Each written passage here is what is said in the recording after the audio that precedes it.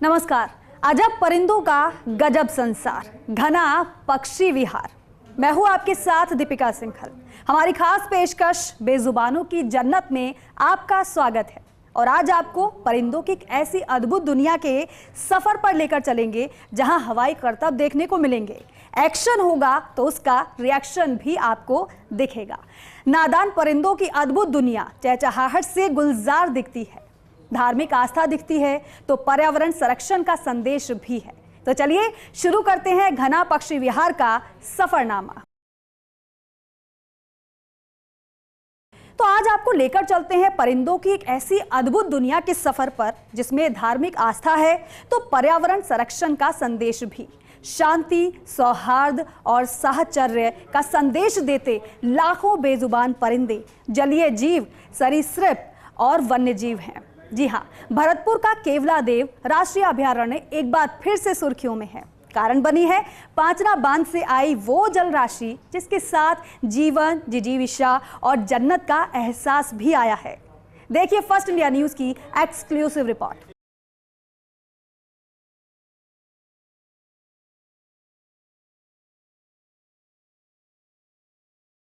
ये रंग और ये नजारा अद्भुत है, ये ढंग और ये रोमांच अविश्वसनीय है और ये नादान परिंदों की उमंग अकल्पनीय है।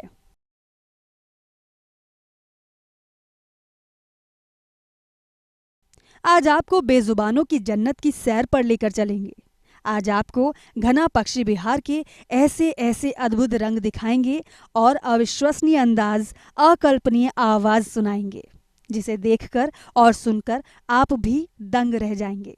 सही मायने में कहें तो बेजुबानों का साम्राज्य देखकर आपके तोते उड़ जाएंगे। देखिए, पानी को संपन्नता का प्रतीक माना जाता है और जटाशंकर या गंगाधर जहाँ साक्षात केवला देव के तौर पर विराज रहे हो तो वहाँ तो जलराशि की कमी होनी ही नहीं चाहिए। यही कारण है कि भगवान शिव जहाँ जहाँ विराजे वहाँ वहाँ पानी की कमी नहीं थी, वहाँ वहाँ संपन्नता की कमी नहीं थी। और ख़ास बात, जब वो केवला देव के तौर पर आके भरतपुर के इस घना पक्षी विहार में विराजे तो यहाँ उन्होंने फिजा बदल के रख दी। दीपिका, केवला देव के नाम से जो सबसे बड़ा जो नेशनल पार्क की बात करें, हम राजस्थान के नेशनल पार्क की बात करें जिसमें पक्षी बहुत होते हैं, जिसमें विभिन्न प्रजातियां पक्षियों की, तो निश्चित तौर पे इससे खूबसूरत जगह नहीं हो सकती। क्या लगता है तुम्हें कि इस जगह को लेकर के यहाँ आने के बाद किस तरह का आभास, किस तरह की एक फीलिंग आती है? फीलिंग तो निर्मल जी बहुत अच्छी है। मतलब कहते हैं कि भागदौड़ भरी जिंदगी में अगर आपको कुछ चाहिए तो यहाँ पर कोई भी आ जाए तो उसे वो सुकून मिलेगा, वो शांति मिलेगी। शायद हम उससे बहुत पीछे छूट गए हैं क्योंकि एक आम इंसान अगर चाहता है कि उसे सुकून मिले, सुबह अगर वो उठता है तो वो चाहेगा कि मन उसका शांत रहे, उसका माइंड शांत रहे, और अगर वो यहाँ आ जाएगा तो वाकई में शांति मिलेगी। जिस तरीके से आपने भी जिक्र किया, क्योंकि यहाँ पर सेमी माइग्रेटेड जो पेंटेड स्टॉक्स हैं उनका आना शुरू हो गया। हमने देखा, अभी वो तस्वीरें अपने दर्शकों को हम दिखाएंगे। लेकिन खास बात आपने इस बताई राष्ट्रीय उद्यान की, 1971 में इसे संरक्षित पक्षी राष्ट्रीय उद्यान घोषित किया गया, तो वहीं 1985 में इसे विश्व धरोहर भी माना गया है। और ये खासियत है इसकी। और ये जो मनोरंजक सफर है, इस सफर पर अपने दर्शकों को हम लेकर चलेंगे और दिखाएंगे हर एक तस्वीर। बिल्कुल बिल्कुल। देखिए, प्रवासी मेहमान किस तरह से यहाँ आते हैं, अपना अस्थायी घरौंदा बनाते हैं, यहाँ ब्रीडिंग करते हैं और ब्रीडिंग करने के बाद वापस अपने अपने वतन को लौट जाते हैं। उनके यहाँ प्रवास की खुशियाँ, उनके आने का जो उल्लास, और उनका यहाँ से जब वो वापस जाते हैं तो बहुत सारा ऐसा खाना, बहुत सारी ऐसी हर्ब्स अपने साथ लेके जाते हैं जो राजस्थान की माटी को 7 समंदर पार तक लेके जाती है। तो आइए आप सबको एक साथ आपको दिखाने की कोशिश करेंगे कि क्या है घना पक्षी विहार, क्या है यहाँ का इतिहास और कौन कौन सी प्रजाति के पक्षी यहाँ पर पाए जाते हैं।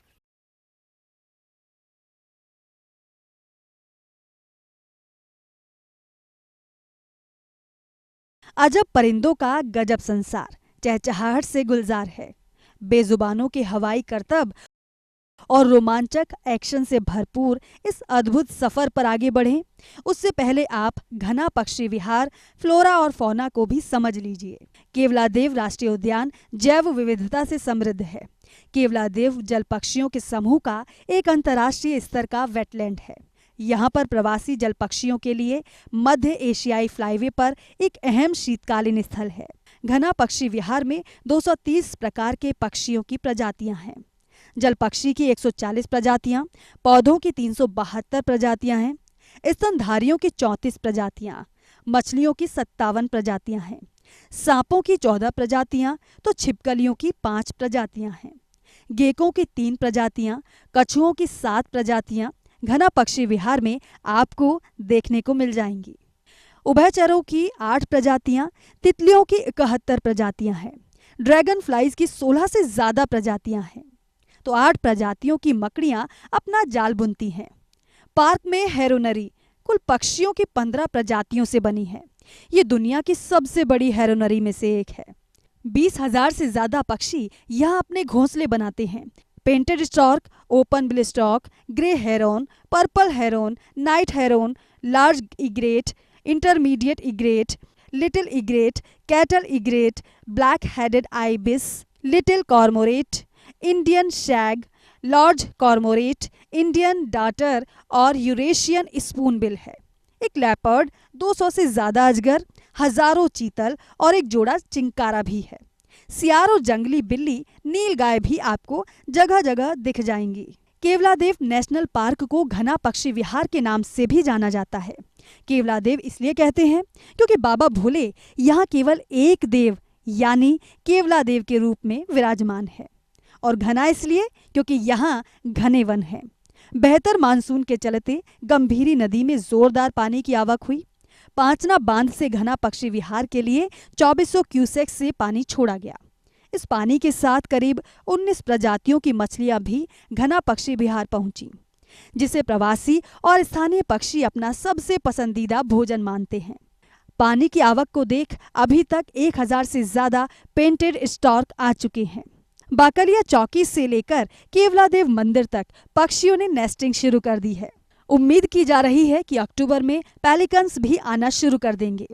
कुछ साल पहले तक यहाँ साइबेरियन क्रेन भी हजारों किलोमीटर का सफर तय करके आती थी, लेकिन पिछले वर्षों में घना में पानी नहीं होने और साइबेरियन क्रेन के रास्ते में कुछ शिकारियों द्वारा शिकार के चलते उनका आना यहाँ बंद हो गया था। लेकिन इस बार पानी पहुंचा है तो साइबेरियन सारस के आने की भी उम्मीद बढ़ी है। प्रवासी पक्षियों की दस्तक से ट्रैवल ट्रेड भी उत्साह से भर गया है। होटल संचालकों को पर्यटकों की जोरदार आवक की उम्मीद है। बेहतर मानसून और पांचना के पानी ने इस बार घना पक्षी विहार की फिजा बदल के रख दी है। पेंटेड स्टॉर्क की पीछे एक भरी पूरी कॉलोनी आप देख सकते हैं। 900 और 1000 के आसपास की संख्या में यहाँ पेंटेड स्टॉर्क पहुँच भी चुके हैं। कॉलोनी बना रहे हैं, नेस्टिंग करना शुरू करेंगे और उम्मीद ये की जा रही है जिस तरह का पानी इस बार आया, पानी के साथ जिस तरह की अलग अलग प्रजातियों की मछलियाँ यहाँ पर इस पानी में आई हैं, तो माना जा रहा है कि जो प्रवासी पक्षी हैं, प्रवासी जो मेहमान हैं, वो भी यहाँ अक्टूबर के आसपास उनका आना शुरू हो जाएगा। हमारे साथ इस समय DCF वाइल्ड लाइफ मानस सिंह जी मौजूद है। मानस जी, किस तरह से इस पूरे देख रहे हैं जो फिजा बदली है, क्या तो इसके पीछे कारण है और किस तरह का एक नया जो एक स्वरूप देखने को मिल रहा है, इसका किस तरह का फ़ायदा भी होने जा रहा है आगे?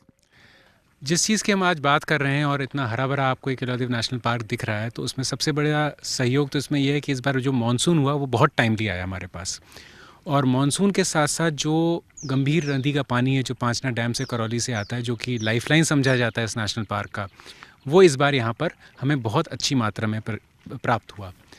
उसकी वजह से हमें दो फ़ायदे हुए। एक तो जो पानी आया वो साफ़ था, अच्छी क्वालिटी का था, जिसमें फ़ीड बहुत अच्छा आया। जब फ़ीड बहुत अच्छा होता है, वेजिटेशन बहुत अच्छी होती है, तो जिन पेंटेड स्टॉर्स को आप देख रहे हैं उनकी भी संख्या यहाँ पर बहुत ज़्यादा आई। आप जो फ़ायदे पूछते हैं उसका सबसे बड़ा फ़ायदा ये होगा कि हमारे पास इस बार जो माइग्रेटरी बर्ड्स हैं, हमें उम्मीद है कि उनकी संख्या बहुत ज़्यादा होगी। पेंटेड स्टॉर्क की कॉलोनी अभी बन रही है और अभी भी इनकी संख्या दिन प्रतिदिन बढ़ती जा रही है। खास बात ये भी है कि यहाँ टूरिस्ट का फ्लो अभी किस तरह का बना है और माइग्रेटरी बर्ड जो आप एक्सपेक्ट कर रहे हैं, कौन कौन से माइग्रेटरी बर्ड हैं जो यहाँ आ सकते हैं और आने के बाद उनकी नेस्टिंग कब शुरू होती है और किस तरह का पूरा एक कह सकते हैं कि यहाँ का जो वातावरण जो चेंज हो जाता है उसको किस रूप में देखते हैं उसको? जो हम नेस्टिंग की बात करें तो हमारे पास जो सबसे बड़ा जो स्पीशीज़ है बर्ड का जो यहाँ पर नेस्टिंग करता है वो पेंटेड स्टॉर्क है। इसके अलावा जो हमारे पास जो माइग्रेटरी बर्ड्स आती हैं उनका जो मूवमेंट यहाँ पर शुरू होता है वो अक्टूबर मंथ से स्टार्ट होता है।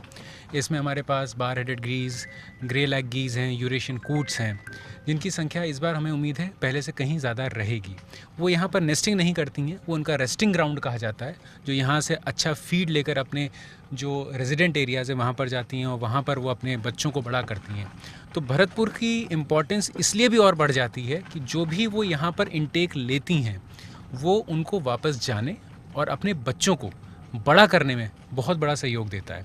तो जितना अच्छा पानी, फीड और हैबिटेट हम उनको यहाँ प्रोवाइड करते हैं, उतनी ही अच्छी संख्या वो वहाँ पर लौटकर अपने बच्चों की बढ़ा पाती हैं। अच्छा, इसमें खास बात ये भी, इस बार जब चूंकि पांचना से जब पानी छोड़ा गया और पानी यहाँ आया तो अपने साथ बहुत सारी प्रजातियों की मछलियों को यहाँ लेकर के आया। मछलियाँ की प्रजाति मुख्यतः कौन सी हैं उनमें, और उनको उन प्रजातियों पर निर्भर ऐसे कौन से पक्षी हैं, अगर हम माइग्रेटरी बर्ड्स की बात करें या लोकल बर्ड्स की बात करें, वो कौन कौन से?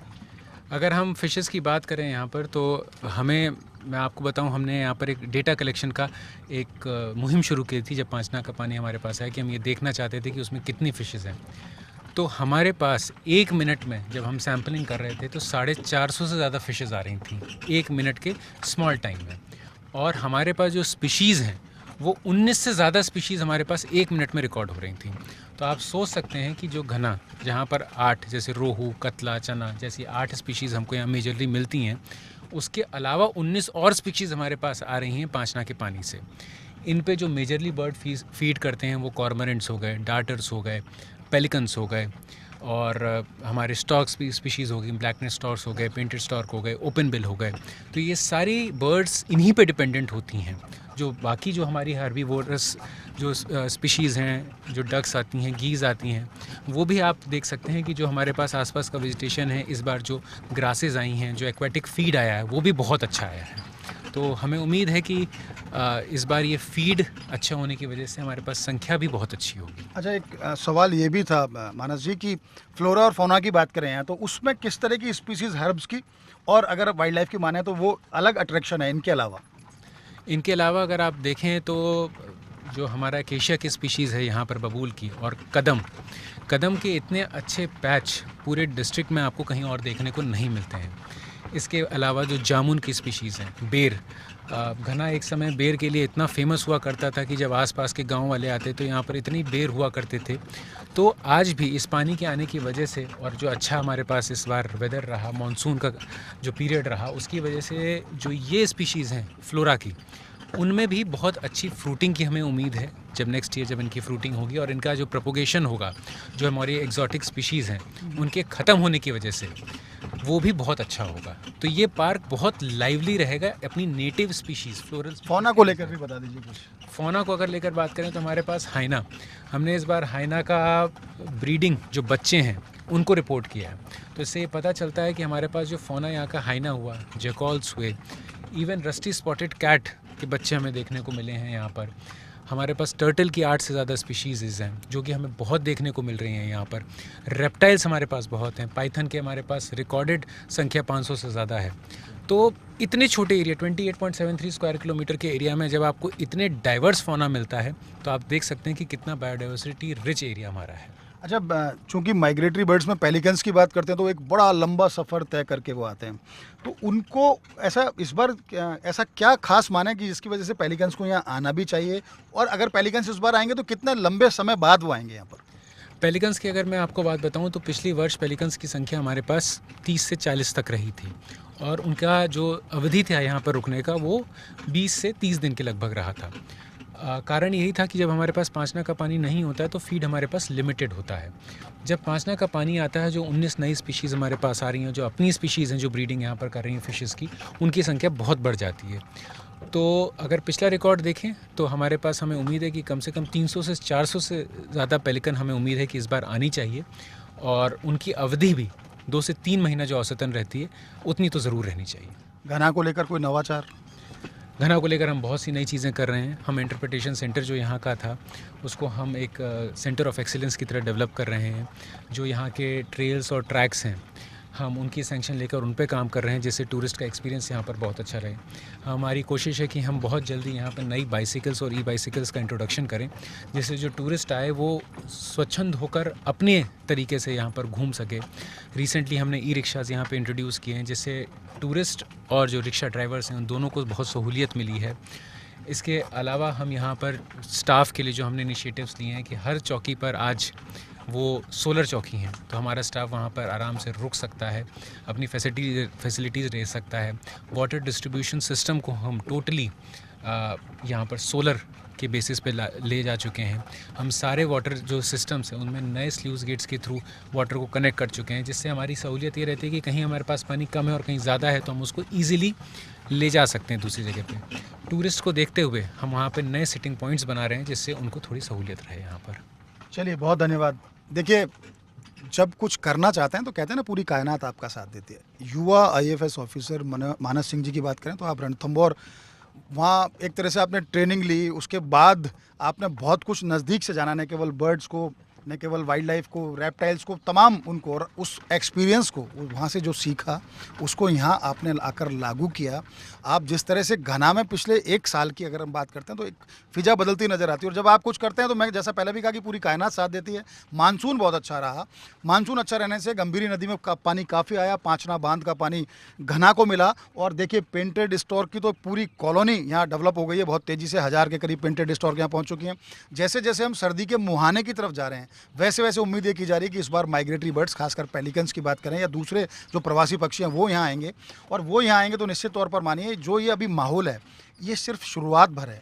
जब यहाँ माहौल बनेगा, सर्दियाँ अपने चरम पर होंगी, गुलाबी सर्दी पड़ेगी, और माइग्रेटरी बर्ड्स के साथ जब लोकल बर्ड्स की यहाँ एक कहते हैं ना कि एक ऐसा एक कलरव यहाँ देखने को और सुनने को मिलेगा, तो उससे न केवल फिजा बदलेगी, बर्डिंग करने वालों को बहुत कुछ मिलेगा, शोध छात्रों के लिए यहाँ काफ़ी कुछ है। और जहाँ जहाँ पानी जाता है वहाँ वहाँ संपन्नता जाती है, वहाँ वहाँ हरियाली जाती है, वहाँ वहाँ खुशहाली जाती है। तो उम्मीद की जानी चाहिए कि सर्दियाँ आते आते घना और खिलेगा और पर्यटकों, शोध छात्रों और वाइल्ड लाइफर्स के लिए एक कह सकते हैं कि एक बेहतर डेस्टिनेशन के तौर पर उभर कर सामने आएगा।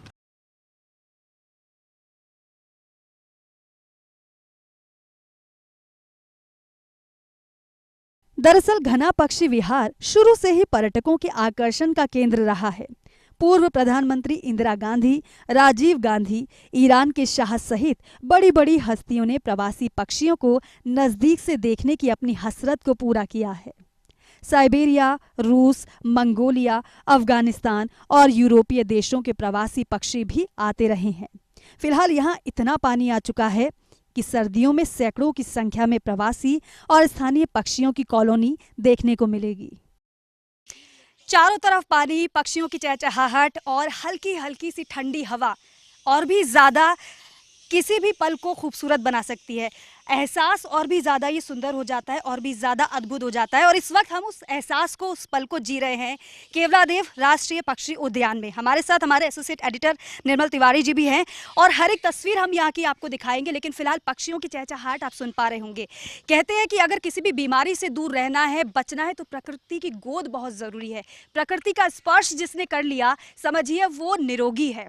क्योंकि निरोग रहना, आज के समय में अगर कोई निरोगी है तो वो ही सबसे ज़्यादा धनी है, निर्मल जी। और यहाँ हम चारों तरफ देख पा रहे हैं, पक्षी हैं, पेड़ हैं, पानी है, ठंडी ठंडी हवा है और थोड़ी सी धूप भी है जो कहीं ना कहीं परेशान तो कर रही है। लेकिन इस ठंडी हवा के झोंके से वो एहसास को और भी ज़्यादा अद्भुत कर दिया इस ठंडी हवा के झोंके ने। और साथ ही साथ यहाँ पर जो तितलियाँ उड़ रही हैं, ये रोमांचकारी कहा जा सकता है। क्योंकि अमूमन अगर गांव की बात कर लें, अपने घर के आसपास कर लें, हम ज़्यादा से ज़्यादा कितनी तितलियां देख लेंगे, 1, 2, 3। लेकिन यहाँ तो इतनी ज़्यादा संख्या में है। और जैसे जैसे हम आगे बढ़ रहे थे वैसे वैसे एकदम से जब तितलियां उड़ी तो वो नज़ारा वाकई में शायद मैंने तो पहली बार देखा था। आप क्या एक्सपीरियंस कर रहे हैं?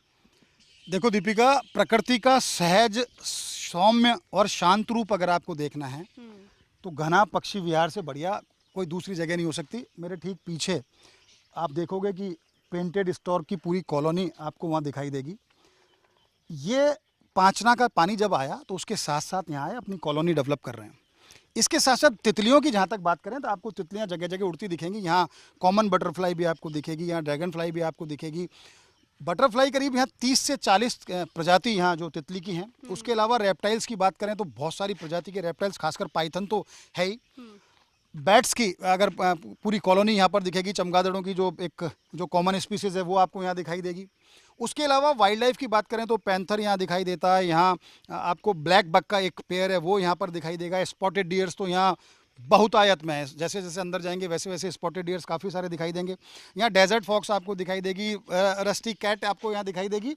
और सबसे खूबसूरत बात कि प्रवासी पावणे जब आते हैं, परिंदे जब अपने साथ शांति का संदेश लेके आते हैं, सफ़ेद परों से जब वो कुलाचे मारते हुए 5000 किलोमीटर का सफर तय करके साइबेरिया से जब यहाँ तक पहुँचते तो निश्चित तौर पर एक अलग ही एहसास लेके आते हैं, शांति का एक ऐसा संदेश लेके आते हैं। और साथ ही साथ दीपिका, उसकी खास बात ये होती है जब वो आते हैं तो हम दिखाने की कोशिश भी करेंगे कि जब वो इन माउंट्स के ऊपर जो पेड़ हैं इनके ऊपर जब बैठते हैं तो सबसे पहले उनके परिवार का जो मुखिया होता है वो अपने साथ एक अपने साथी को लेके आता है, सहयोगी को। पहले वो रेकी करते हैं कि ये जगह सुरक्षित है या नहीं है। अब आप अंदाज़ा लगाओ कि हज़ारों किलोमीटर का सफ़र तय करके सिर्फ रेकी करने आते हैं कि उनके लिए मुफीद है नहीं जगह। और जब वो देखते हैं कि वेटलैंड बहुत अच्छी है, यहाँ उनको खाने को बहुत अच्छा मिलेगा, यहाँ उनको रहने के लिए अच्छा मिलेगा, नेस्टिंग के लिए अच्छा मिलेगा, और साथ ही साथ जब वो अंडे देंगे, अंडों से बच्चे निकलेंगे, उनको फीड करने के लिए सब कुछ मिलेगा, तो आते हैं। वो अपना संदेश लेके अपने ग्रुप के पास जाते हैं, वापस उतना ही उड़ करके, और फिर वहाँ से वो पूरा ग्रुप उड़ करके, अब आप लगाओ हज़ारों किलोमीटर का सफ़र तय करके पूरी फैमिली यहाँ आती है। 30-40 से ज़्यादा पेलिकन्स पिछली बार भी आए थे, लेकिन इस बार उम्मीद जिस तरह का पानी पहुँचना से ऐसा लगता है कि ये संख्या 200, 300, 500 भी हो सकती है। और ख़ास बात देखिए, वो यहाँ क्यों आते हैं? क्योंकि उनको यहाँ भरपूर खाना मिलता है, और यहाँ की जितनी भी फिशेज़ की जो स्पीसीज़ हैं, 19 स्पीसीज़ तो अभी पांचना के पानी के साथ ही आ गई, 15 से ज़्यादा स्पीसीज़ यहाँ ऑलरेडी पहले थी। उन सब स्पीसीज़ के जरिए वो न केवल खुद का पेट भरते हैं, यहाँ जब वो बच्चे देते हैं, अंडों से, चूजों से जब बच्चों की हैचिंग होती है निकलते हैं, और उन बच्चों को भी फीड देते हैं। उस खाने को, मतलब हमारे यहाँ से उपलब्ध, हम जब कहते हैं ना राजस्थान के लिए कहते हैं कि मेहमान तो भगवान के बराबर होता है, तो जो वो तो प्रवासी पाहुणे हैं, तो उनको खिलाना पिलाना, उनकी अच्छी से देखभाल करना, सेवा शुश्रूषा करना हमारा धर्म है। और वो धर्म हमारी प्रकृति माता निभाती है यहाँ पर, ये कुदरत है निभाती है। वो हमारा यहाँ आएंगे, हमारे यहाँ घर बनाएंगे अस्थाई, हमारा खाना खाएंगे, हमारे यहाँ आकर के बच्चे पैदा करेंगे, बच्चों को खिलाएंगे, और यहाँ के संस्कार, यहाँ का प्यार, यहाँ का दुलार लेके वापस अपने अपने वतन को जब वो लौट जाते हैं फरवरी मार्च में, तो निश्चित मानिए कि ऐसा लगता है कि हमारी जो ये वासुदेव कुटुंबकम की जो भावना है ना, वो सच में दीपिका वहाँ साकार होती है। अच्छा निर्मल जी, एक बात और, जिस तरीके से आप समझा भी रहे हैं, क्योंकि जैसा हमने देखा, महसूस किया, क्योंकि ये चीज़ें वही महसूस कर सकता है जिसने, जो प्रकृति को या तो जीना जानता है या जो प्रकृति को जीता है। आप तो लगातार कवर करते हैं, अक्सर आपका आना जाना रहता ही होगा यहाँ पर, लेकिन एक खास बात और है, जैसे एक परिवार का मुखिया, आपने बताया कि एक परिवार का मुखिया अपने परिवार का लालन पालन करता है, पोषण करता है। मैं यहाँ से काफ़ी समय से यहाँ पर देख रही थी कि कुछ जो पेंटेड स्टॉक्स हैं, कुछ एक एक ऊपर भी घूम रहे हैं यहाँ पर। उसका क्या मतलब होता है? क्योंकि हर एक इनके मूवमेंट का कोई मतलब होता है। देखिए, मूवमेंट 3 कारणों से किया जाता है। पहला मूवमेंट होता है नॉर्मल मूवमेंट, जब वो पानी में डिप करते हैं और वहाँ से एक फिश को उठाते हैं और उसको फीडिंग करते हैं अपने बच्चों की, तो इसलिए मूवमेंट करता है। दूसरा, जब वो नेस्ट बनाते हैं तो नेस्ट के लिए उनको घास उठानी होती है, वो घास चुन चुन के ले जाते हैं। और तीसरा, जो सर्कल बनाते हैं बहुत बड़ा ऊंचाई पे, और नीचे आते हैं, ऊंचाई पे जाते हैं, वो अपने परिवार के आसपास एक सुरक्षा चक्र बना रहे हैं ताकि कोई दूसरा पक्षी, खासकर रैप्टर, आकर के उनको या उनके बच्चों को या उनको अंडों को परेशान नहीं करे। तो ये उसका सीधा तौर पर जो उसका कारण है वो यही है कि वो अपने परिवार की किस तरह से देखभाल करनी है, उससे बढ़िया उसको कोई नहीं जानता। और ये तो पेंटेड स्टॉक, तो अब देखिए जैसे जैसे यहाँ पानी बढ़ रहा है, जैसे जैसे यहाँ मौसम उनके अनुकूल होता जाता है, वैसे वैसे उनकी संख्या भी बढ़ती है। बिल्कुल, और यहाँ पर कुछ संख्या तो नजर आ रही है। आप जिस तरीके से बता रहे थे कि रेकी पहले ही करने आते हैं, कुछ ग्रुप्स तो आ चुके हैं, लेकिन बाकी ग्रुप्स के आने का सिलसिला अभी शुरू हो जाएगा। यानी कि इन ग्रुप्स का यहाँ पर आना, रुकना, वहाँ पर कई किलोमीटर दूर विदेश में, किसी और देश में, ये मैसेज उनके पास पहुंच चुका है कि यहाँ पर सब कुछ ठीक है, आया जा सकता है। देखिए, एक मैं बात कहूँगा, पंच महाभूतों का शरीर होता है, चाहे आप हों और प्रकृति में हम जितने भी जो ऐसे प्राणी हैं जो चल सकते हैं, बोल सकते हैं, सुन सकते हैं, उनके लिए वो पंच महाभूतों के बने होते हैं। उनके लिए सुमित्रानंदन पंत ने एक बहुत अच्छी बात कही। उन्होंने कहा कि मैं चला धरा चली, रुक गया बसी गली, सांझ को दिया जला और भोर को हंसी कली, और आयु का धनुष लिए मैं वायु पर सवार हूँ, 5 तार का बना वो प्यार का सितार हूँ।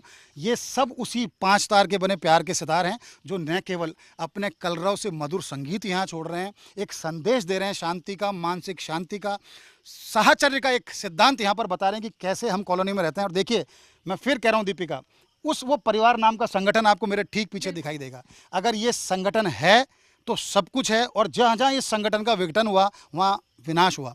तो इनसे सीखने की ज़रूरत है, शांति कैसे पैदा हो इनसे सीखने की ज़रूरत है, साहचर्य कैसे होता है इनसे सीखने की ज़रूरत है, कैसे परिवार में रह करके उसका विकास किया जाता है ये इनसे सीखने की ज़रूरत है, और दूर देश में जाकर भी शांति का संदेश कैसे दिया जाता है वो इनसे सीखने की ज़रूरत है। तो 5 तार के बने प्यार के सितारे हैं। और देखिए, ये तस्वीर तो बेहद अद्भुत है, लेकिन खासियत यही है केवलादेव राष्ट्रीय पक्षी उद्यान की कि यहाँ पर ये जो अभी आपने पेंटेड स्टॉक्स को देखा, ये महज एक ट्रेलर है, क्योंकि ये कुछ ही संख्या में नजर आ रहे हैं, लेकिन जैसे जैसे सर्दी जब मुहाने पर होगी, सर्दी जब बढ़ेगी, इनकी संख्या और भी ज़्यादा बढ़ेगी।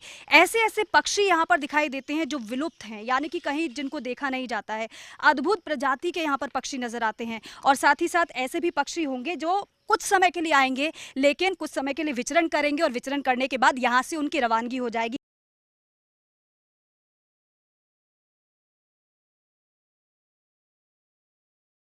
घना पक्षी विहार का इतिहास बहुत पुराना है, लेकिन पिछले कुछ सालों में पानी की कमी के चलते प्रवासी पक्षियों ने मुंह फेर लिया था।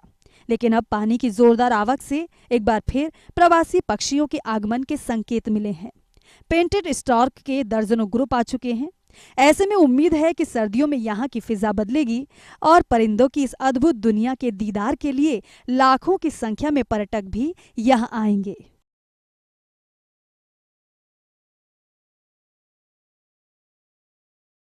परिंदों की खूबसूरत दुनिया को पांचना के पानी ने प्यार से भर दिया है। अब इंतजार है तो उन पावड़ों का जो परिंदों के इस संगठन, शांति, सौहार्द और साहचर्य के सिद्धांत को और संदेश को आत्मसात कर सकें। उम्मीद की जा रही है कि जैसे जैसे सर्दी बढ़ेगी, वैसे वैसे इस बार घना पक्षीवार की फिजा भी बदल जाएगी। तो आज के लिए इतना ही। कल फिर इसी वक्त लेकर हाजिर होंगे। बेजुबानों की जन्नत का पार्ट 2 आपको फिर लेकर चलेंगे अद्भुत और अकल्पनीय रोमांचक सफर पर। तब तक के लिए नमस्कार।